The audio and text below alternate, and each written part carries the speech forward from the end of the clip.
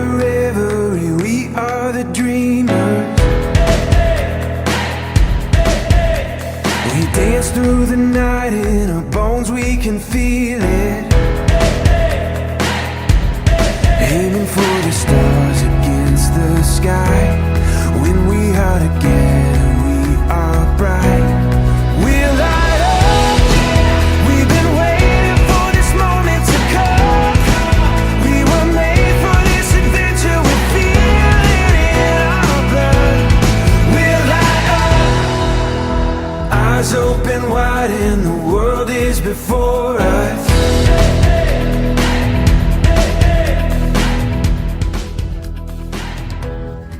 Oke, seperti yang kita lihat di sini, ini merupakan lab survei terrestris, di mana di sini ada mata kuliah yang berperan di dalamnya, mata kuliah survei terrestris, terus survei terrestris lanjut, survei GNSS, dan survei rekayasa. Nah, untuk prakteknya setiap minggunya itu biasanya dilakukan 3 hari, 1 minggu, dalam 1 minggu. Untuk kelas pagi dan kelas malam biasanya di hari Sabtu setiap minggunya. Lalu untuk alatnya di sini sendiri ada banyak tersedia, mulai dari total session, terus water pass, lalu GPS geodetik,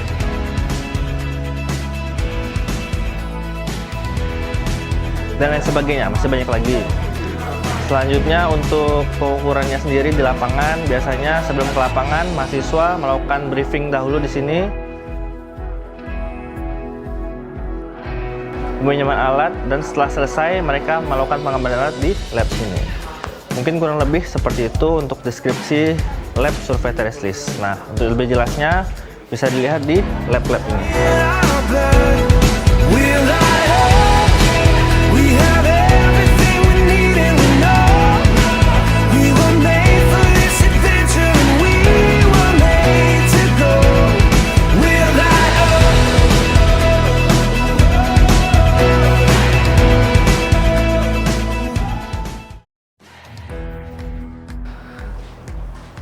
Oke, selamat sore semuanya. Selamat datang di lab ataupun laboratorium survei hidrografi, di mana laboratorium ini adalah laboratorium untuk bagian-bagian survei yang berhubungan dengan air. Nah, di sini ada beberapa alat. Jadi, laboratorium ini merupakan laboratorium untuk melakukan survei di bagian-bagian perairan, laut, dan sungai. Nah, di sini ada alat multi beam echo sounder. Nah, ini adalah fungsinya untuk mengambil data kedalaman di sebuah perairan, sungai, dan juga danau. Nah, di sini merupakan top setnya. Nah, di mana sistem dalam multi beam echo sounder akan di-setup di top setnya. Nah, di sini ada anten. Sini ada antena yang disebut dengan GNSS antena. Di sini bisa disebut dengan primary dan secondary-nya. Nah, di sini merupakan kabel power. Nantinya akan kita pasang dan akan kita install. Lalu untuk kegiatan selanjutnya, di sini ada setting sonar kabel, di mana kabel setting sonar ini sebagai pembawa dari power instrumen. Nah, setelah itu yang di sebelah Anda itu ada antena juga yang disebut dengan GNSS system juga dengan brandnya itu Trimble.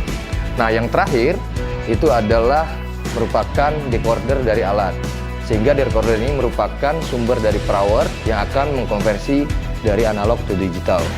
Jadi nanti semua akan terinstall dalam satu set. Ini disebut dengan section sonar system. Dan yang di depan adalah multi beam echo sounder system.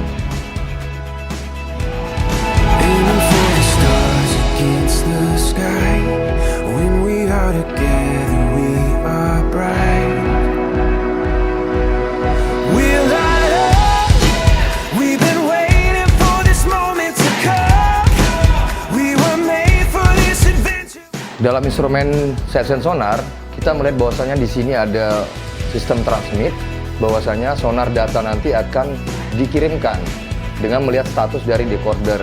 Decoder ini akan koneksi kepada PC.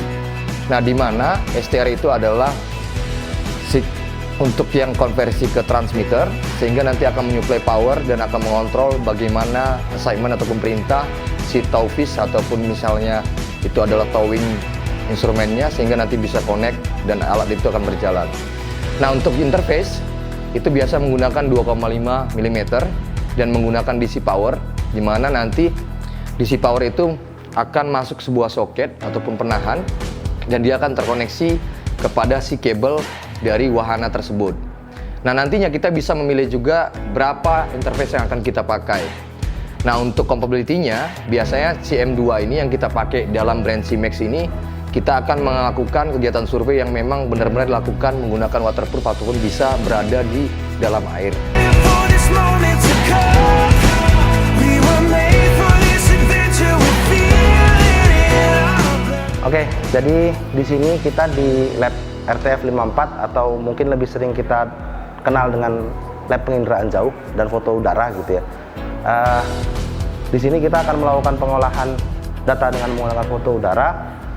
Salah satu yang kita punya di sini adalah drone RTK. Ya kan? Drone RTK ini akan menghasilkan data gambar dari permukaan bumi dengan resolusi yang cukup tinggi dan dengan presisi akurasi lokasi yang cukup bagus karena sudah ada base RTK-nya yang kita tanamkan di ground yang digunakan sebagai ground control point untuk koreksi geometrik. Ya kan, ini dua komponen utamanya, ini vehicle-nya, ini controllernya yang kita gunakan untuk menerbangkan seperti itu.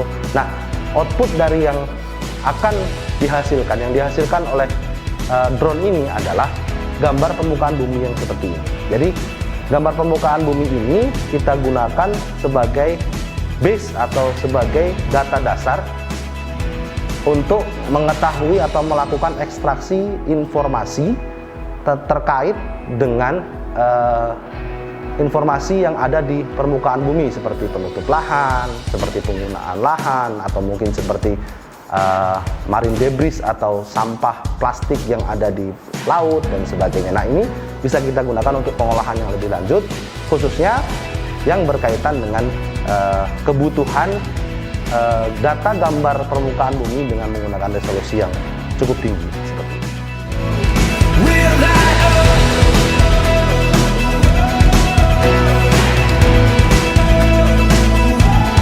We'll light up.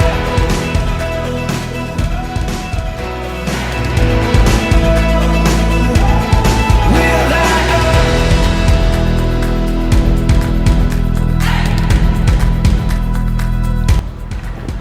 Nah, ini salah satu dampak dari perubahan pembelajaran konvensional menjadi pembelajaran PBL. Ruangan ini dulunya adalah sebuah kelas yang berisi 25-30 mahasiswa. Tetapi karena proses perubahan pembelajaran dari konvensional menjadi proyek berbasis pembelajaran, maka ruangan ini berubahlah dari kelas menjadi lab-lab seperti ini atau workspace yang digunakan mahasiswa sebagai tempat pengolahan data, baik itu kemudian data lapangan, sehingga pada workspace ini teman-teman semua bisa berdiskusi kemudian menjalankan proyeknya sesuai dengan planning yang sudah ditetapkan di awal semester. Saat ini ruangan ini akan tetap menjadi seperti ini karena perubahan pembelajaran yang sepertinya akan terus berlanjut dari konvensional menjadi pembelajaran berbasis proyek yang akan diterapkan di Prodi Teknik Geomatika. When we are together, we are bright.